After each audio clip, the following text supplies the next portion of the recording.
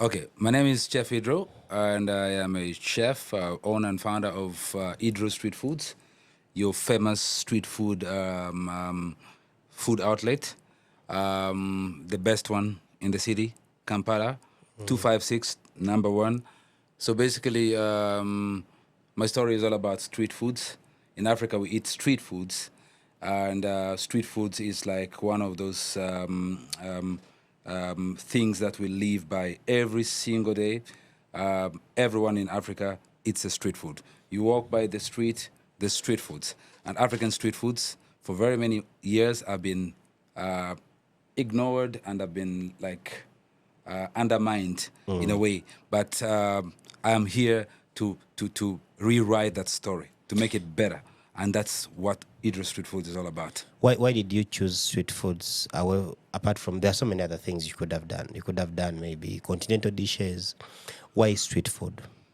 Street food because I was challenged to make a difference on the continent, and basically street foods is if you are going foods, you need to think about the everyday person, and you need to think about everyone and everyone on the continent, regardless of their class, eats street foods.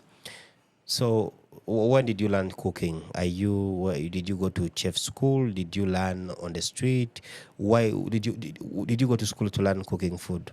Well, I'm a chef by passion, and I basically taught myself how to cook, and because I worked in a couple of restaurants in my days in Cape Town, in South Africa. So I worked in a couple of restaurants and then got the basics of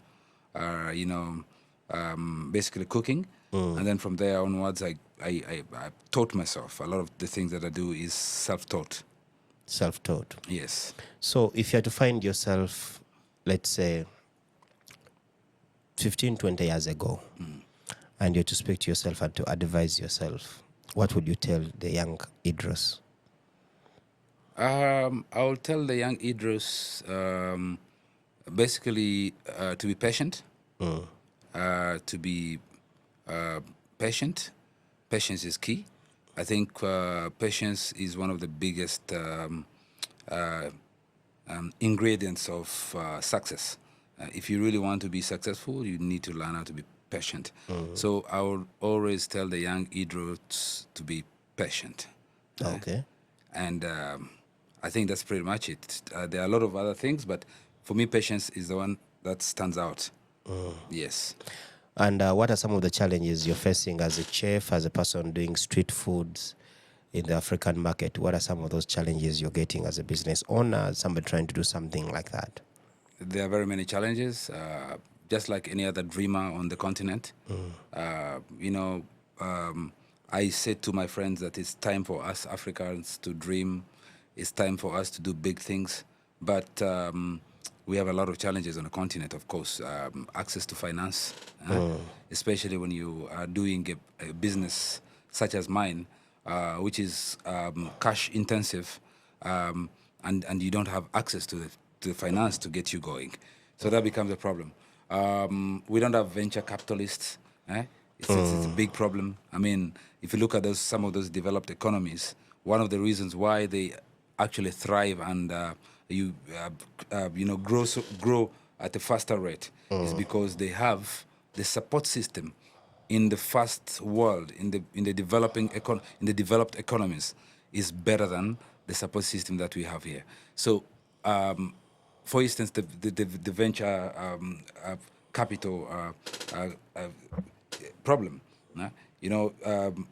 Very many young Africans very many young people have brilliant ideas, but because people cannot invest in their ideas, people, instead of investing in their ideas, would like to borrow. I say borrow, I don't want to use the word steal, but they'll borrow their ideas and take them away from them and not even invest in their ideas. So access to finance, access to venture capitalists, a huge problem.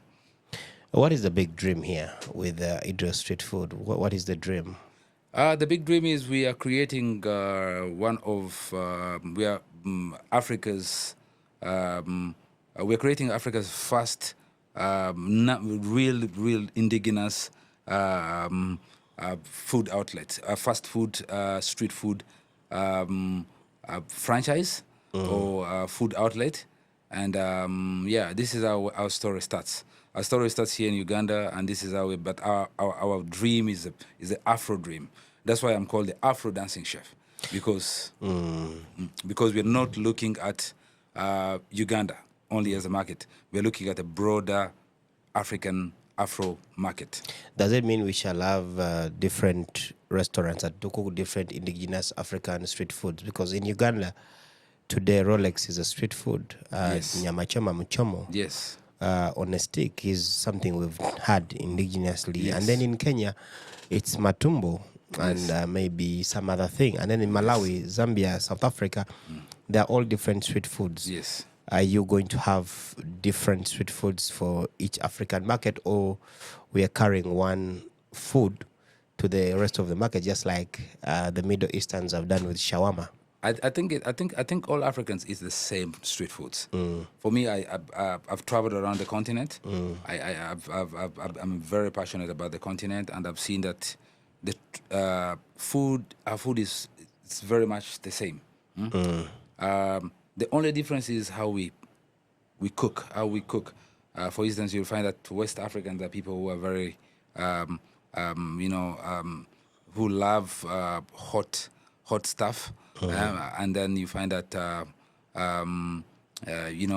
East Africans are people who love just boiled stuff. Mostly, they really. I'm not so. When you go to Kenya, you'll find that Kenyans will do the goat without almost using spices. In Uganda, you'll find that most of our foods are boil. And then when you go to Southern Africa, the spices are experimental. So it's the same type of food, but when you go to the locations, I lived in South Africa for many years.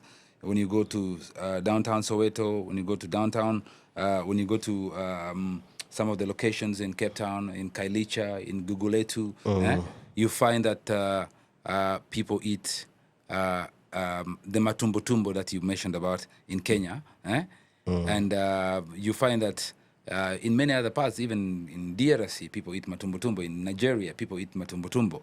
So for me, it's all about street food, and I think street foods are the same because you'll go to Congo and find somebody selling cornmeal, maize on the street. Yeah. So that's street food. So it's the same. So I plan to just have a same platform of street foods, but gourmet street foods. We'll amplify it a little bit, make it better to suit everyone's taste buds, and then we have it up there. Okay, so for anybody who wants to venture into the food business, start making money off food or become a chef, what are some of those words you would tell them, some of the tips for anybody who wants to venture into your niche, your profession, or the kind of business you're doing? All I can tell them is first, have a dream, and second, don't be a jack of all trades. Food is broad. There's so many things that you can do in food. Choose a niche and stick to it no matter what, and you'll be there. Thank you so much. Yeah. How do we follow you on social media? Do you have social media platforms? Yes, on Instagram, the Afro Dancing Chef Idros. Okay. Number 1. Number 1. So it's 01. Okay. And then on TikTok, it's the Afro Dancing Chef. Again, number 1. The Afro Dancing Chef, number 1. And then on Facebook, so of course, Chef Idros, Idro Taban, my real names. I haven't really created a personal account as yet. Then on Snapchat, I've got Chef Idros. Okay. Yes. Thank you so much. You're welcome.